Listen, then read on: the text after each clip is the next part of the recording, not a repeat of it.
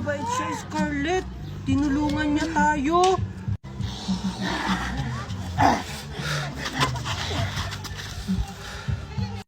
Wow! Ang galing naman niya! Oo nga! Kasama na ni Scarlett tsaka ni Junjun yung zombie. Zombie na sila! Ano? Mimay! Mimay, tulungan mo kami! Ha? Tao pa rin sila? Paano kaya nangyari yun?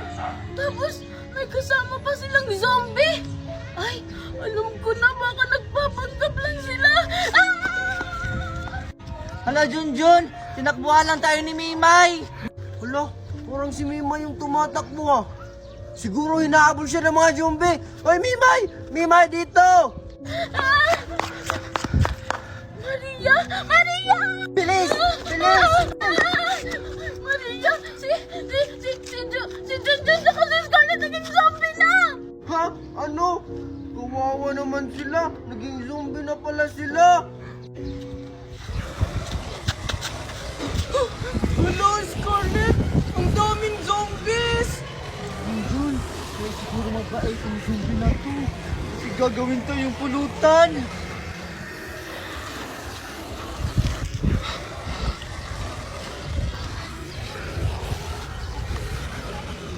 Ha? Anong sinasabi niya, Junjun? Hindi ko rin alam, Miss Scarlett. Ah, ano yung sinasabi mong ganyan-ganyan?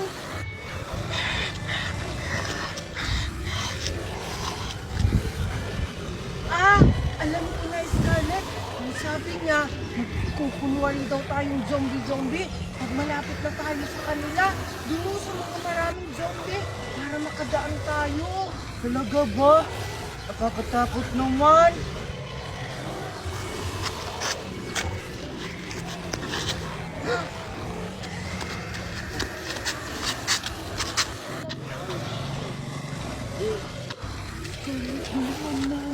Zombie, parang hindi tayo mahalata.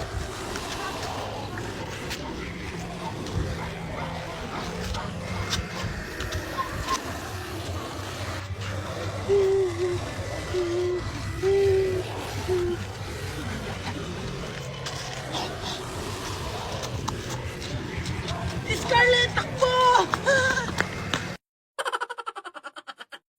Hi guys, tingnan nyo si Mimay nagpatayo ng sariling swimming pool. Ayan si Mimay oh, tuwang-tuwa kasi may swimming pool na siya. Ayan guys, ito guys yung bahay namin, hindi yan pinapasok ng baha. Ayan, hanggang dito lang guys, ayan. Hoy Mimay! Bakit? Sinong nagsabi sa yung umihi ka dyan? Bakit baha yung ihi mo? Guys, umihi si Mimay, grabe. Tingnan nyo. Oh, ayan, umihi si Mimay, bumaha. Nung umihi si Mimay. Bisa mo dyan, Queenie, huwag ka magsimul-cellphone pa ka. Oh my God, andyan na naman yung guard na masungit. Tara na, Queenie. Baka pagalitan tayo. Hi, Manong Guard. Good morning. Anong good sa morning? Tingnan mo nga yung itsura mo, oh. Akala mo hindi naligo. Gabi ka naman, Manong Guard. Nagbasa naman ako ng ulo ko. O sige, pasok na. Yung bata na to, parang araw-araw hindi naliligo. Grabe ng pus, Manong Guard. Mapanglait. Hi, Manong God. Good morning. O ikaw, Queenie, hindi ka mag-good morning? Principal ka ba? Para good morning kita? Ah, ganon. Mag-good morning ka or hindi ka makakapasok? Joke lang, Manong Guard. Good morning. Nakasulit naman ito. Anong good sa morning? O sige, pila na kayo. Oh, pila na daw, Alexa. Ah, check nyo na po. Baka malate pa kami. Laman ang bag. Puro pabango, puro make-up, puro pampaganda. Hindi naman maganda. Ano, Manong Guard? Magsi-check ka o manglalait? Manang-mana ka talaga sa ina mo, puro pagpaganda. O sige, pasok na. O ikaw, next. Parang kayo ko nang pumasok. O ano pang tinutunga-tunga mo dyan? Akin na yung bag mo. Oh, ito na, Manong Guard. O ano, ako pa yung magbubukas niyan? Sabi na nga ako. Diyos kong mga batang to, wala nang ibang alam kundi puro pagpapaganda yung laman ng bag. kayo nagpapaganda. Ikaw talaga, Manong, kanina ka pa. Part na namin yung magpaganda. Ang tanong, gumaganda, hindi naman. Oh, saan ka? Wait lang. Di ba anak ka ni Marisol? Oo, Manong Guard. Bakit mo kilala mami ko? Ah, kaya pala. Manang-mana ka talaga sa mami mo. Alam mo yung mami mo? Nung mag-classmate kami, ganyan na ganyan sa'yo eh. Malamang, mami ko yon. Papasukin mo ba ako, Manong Guard, o magkukwento ka na lang dito? Late na ako, oh! O sige, pasok na. Manang-mana sa ina. Hello, Kuya Guard. Good morning. Anong good sa morning? Ikaw talagang bata ka. Lagi ka na lang late. Pasensya na Kuya Guard, traffic kasi. Dadahilan ka pa. Ikaw talagang bata ka porket mayaman ka. Yumaman ka lang naman dahil sa afam ng mama mo. Si Manong Guard talaga oh. Naiinggit ka lang, no? Kasi may gusto ka sa mami ko. Aba, bastos yung bibig mo ah. Saan mo yan nalaman ha? Kahit kailan hindi ko nagustuhan yung mami mo. Sus, kunwari pa si Kuya Guard. O sige, pumasok ka na nga. Thank you, Kuya Guard. Ikaw kasi ang hina mo. Hoy, ikaw! Pag hindi ka nagbayad, babalatan kita ng buhay! Ganon. Ulitin mo. What she said. Hindi! Lagyan mo ko What she said. Hindi! Parang ganito. Hoy! Kining mo! Kung hindi ka magbabayad, tatadyak ako yung tuhod mo! Ganon. Kining. Kumanta siya.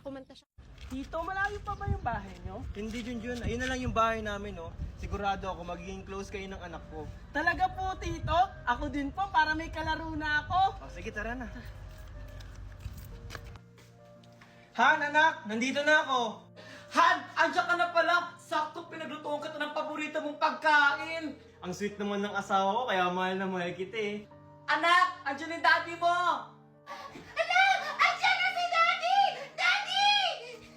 Nga pala, asawa, Megan, may ipapakilala ko sa inyo. Sure ako, matutuwa kayo. Talaga, Daddy? Ano yun? Tara, pasok ka dyan, huwag kang mahiya. Han, anak, ito nga pala si Junjun, pamangkin ko. Dito muna natitira sa atin. Mag-hi ka sa kanila, Junjun. Hello po! Ano? Dito mo yung papatirahin? Dagdag pala mo na naman yan. Hindi mo nga kami kayang buhayin ng anak mo. Magdadagdag ka pa! Oo nga, Daddy! Valerie, Megan, huwag naman kayong ganyan, nakakaya sa bata. Tsaka huwag kayong mag-alala, gagawa ko ng paraan, magdodoble sikap ako. Ano ba naman yan? May kahati na ako. Asa ba kasi magulang ng batang yan? Bakit dito mo yung papatirahin? Valerie, tama na! Nasa abroad kasi yung mga magulang niya, kaya sa akin siya ibinilin. Ah, ganun ba? Junjun, tara, kain tayo. Ang sarap pa naman ng luto ko. Tara, honey, kain tayo. O ikaw, Megan, paghaingin mo si Junjun, ha? Ha? Sabi ko na nga ba eh.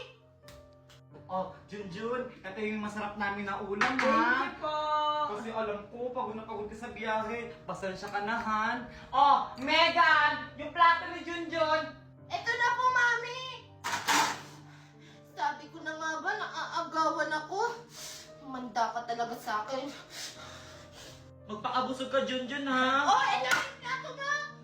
O anak, dahan-dahan naman. Ay, sorry po, Daddy. Napalakas ko lang po. Megan, Junjun, may pasalubong ako sa inyo. Talaga, Daddy! Yay! O teka, nasaan si Junjun, Megan? Si Junjun na naman hinahanap. Di ko po alam, Daddy. Tito, andito po ako. O nandyan ka pala, Junjun. Ito nga pala yung pasalubong mo. Ala, Daddy! Bakit si Junjun meron pa sa lubon tapos ako wala? Siyempre naman, anak, hindi kita makakalimutan. O Junjun, yung sayo. O Megan. Thank you po, Tito. Wow, ang sarap naman nito. Ayoko nito, Daddy! Gusto ko to! Meg, Ito yung gusto ko. Junjun, pagpasensya mo na si Megan, ha. Ito na lang yung sayo. Okay lang po sa akin, Tito.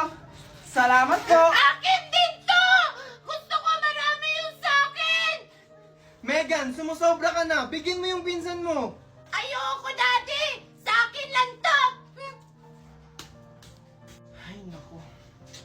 Pagpasensyahan mo na, Junjun, ha. Baka siguro naninibago lang yun. Okay lang po sa akin yung Tito. Hayaan mo Junjun, bukas na bukas, bibigyan din kita. Pabida ka talagang Junjun ka. Lahat na lang kinukuha mo sa akin. Ano ba yan? Wala na akong pera. Mag-aaya pa naman si kumare ko mag-tong-its. Oh, Ronaldo, nandiyan ka na pala. Juan, saan ka na naman pupunta? May bibiliin ka sa kuhan. Pengi pera. Wala na kasi akong pera eh. Ganun ba? Sa katapusan pa kasi yung sahod ko eh. Ano ba yan, Ronaldo? Lagi na lang. Akala ko ba gagawa ka ng paraan? Teka, yung magulang ba ni Junjun nagpadala na ba sa'yo? Hindi pa sila nagpapadala eh. Tsaka, wala pa silang update. Ayun na nga sinasabi ko eh. Mag-iisang buwan na dito si Junjun, hindi pa nagpapadala yung magulang niya. Paano na lang tayo nito? Kaya nga, Daddy, palayasin niyo na lang yan si Junjun. Pabigat lang yan dito sa bahay. Megan, Valerie, tumahimik nga kayo. Baka nakakalimutan nyo, ako yung nagtatrabaho dito sa pamamahay na to. Tsaka Valerie, nasaan yung binigay ko sa yung pang-isang buwang budget dito sa bahay? Ha? Nasaan na yon? Ano? Pang isang buwan ang ibinigay mo sa akin? Eh hindi nga aabot ang isang linggo yun eh. Nang dahil sa'yo, Junjun, nag-aaway yung mommy at daddy ko. Manda ka talaga sa akin.